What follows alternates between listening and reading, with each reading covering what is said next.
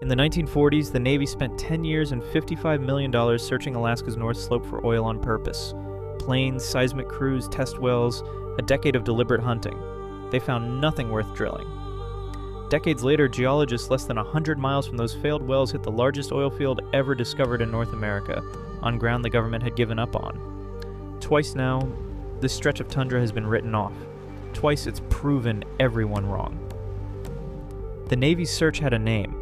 Operation Oil Search, part of a program tied to Naval Petroleum Reserve No. 4, a 23 million-acre stretch of northern Alaska set aside back in 1923, decades before statehood, specifically because officials suspected it held oil the fleet might one day need.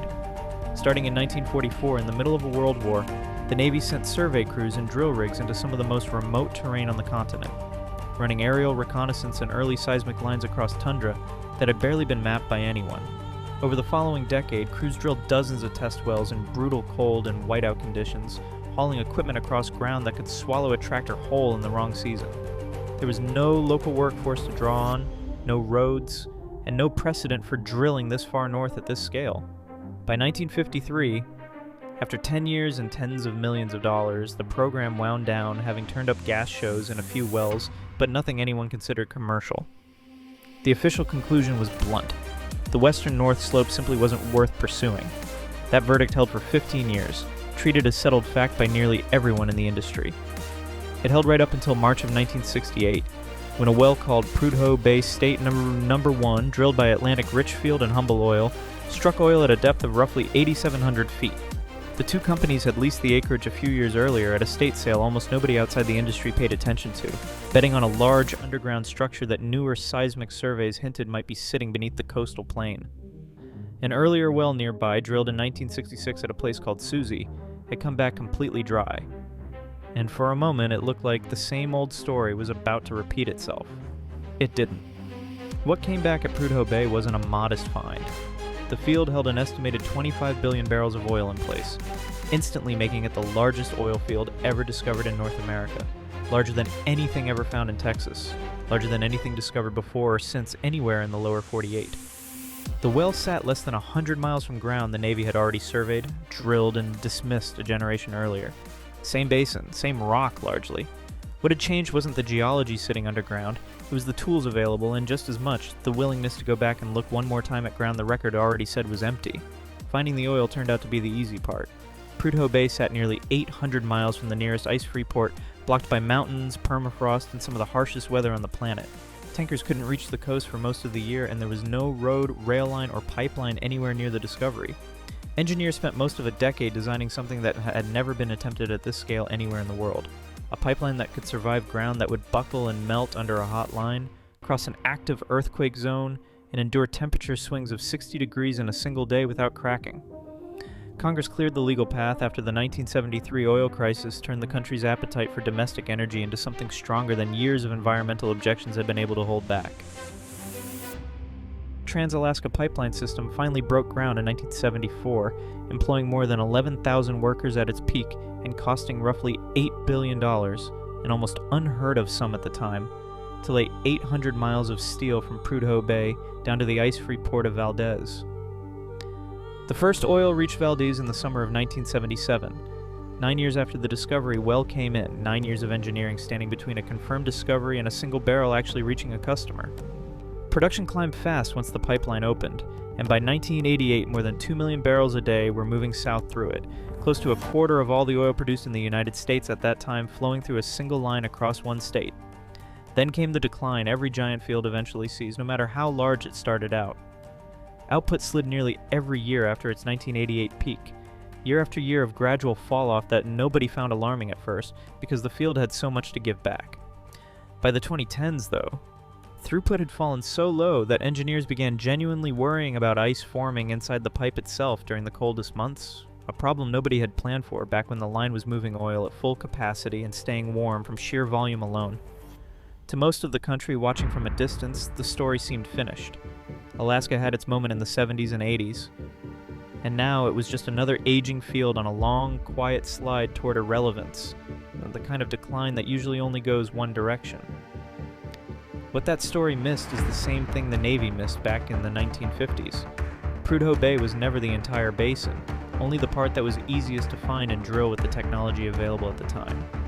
West of Prudhoe sat the same ground the Navy had surveyed decades earlier, by then renamed the National Petroleum Reserve in Alaska, and handed over to civilian management in 1976. 23 million acres that companies kept probing on and off for years, with mostly discouraging results. Wells came back thin, the reservoirs looked scattered and hard to connect, and by the 2000s, most operators had quietly written the western North Slope off for a second time, arriving at almost the same conclusion the Navy had reached 50 years earlier, just with better equipment. What changed this time was three-dimensional seismic imaging paired with extended-reach horizontal drilling, technology that let a single well pad reach miles underground in multiple directions instead of testing one narrow column of rock straight down. Using exactly that approach, ConocoPhillips spent more than a decade quietly appraising a stretch of the reserve called Willow, drilling test wells and running fresh surveys that kept turning up more oil than the previous round had found, until the company's own estimates settled at roughly 600 million recoverable barrels sitting in ground the industry had already dismissed twice. Willow finally cleared its last federal approval in March of 2023, after years of litigation and a scaled-back footprint, and it's projected to produce up to 180,000 barrels of oil a day at its peak once production begins later this decade, on the same ground a Navy survey crew once walked away from with a rifle and a rock hammer. None of that oil sitting under the reserve is an accident, and none of it happened to end up in the Arctic purely by chance.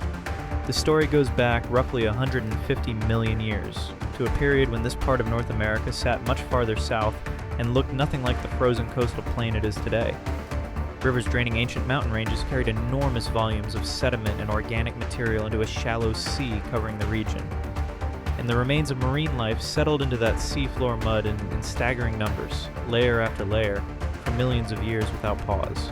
As new sediment piled on top, the buried material was pressed deeper into the earth, and heat and pressure slowly converted it into oil and gas trapped inside porous rock far below the surface.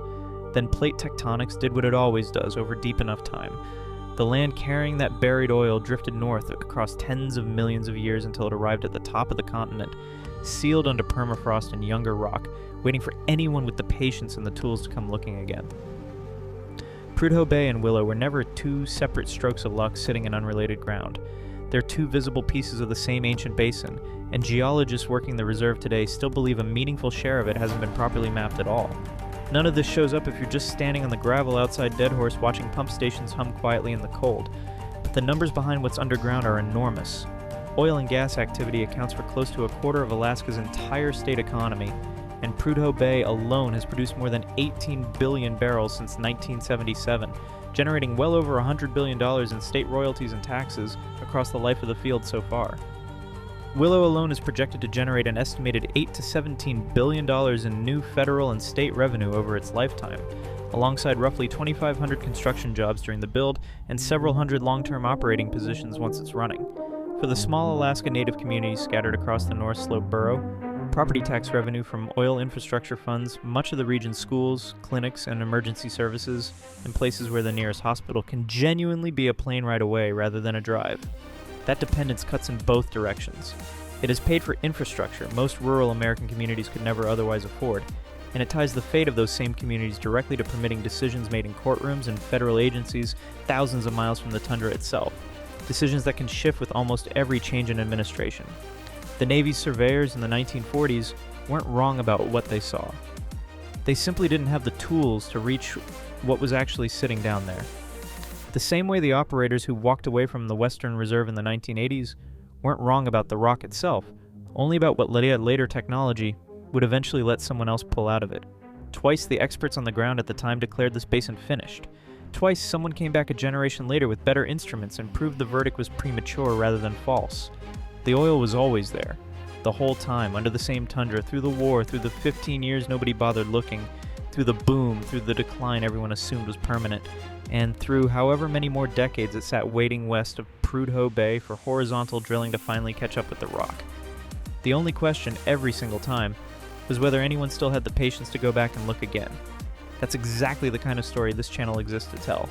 Subscribe for more.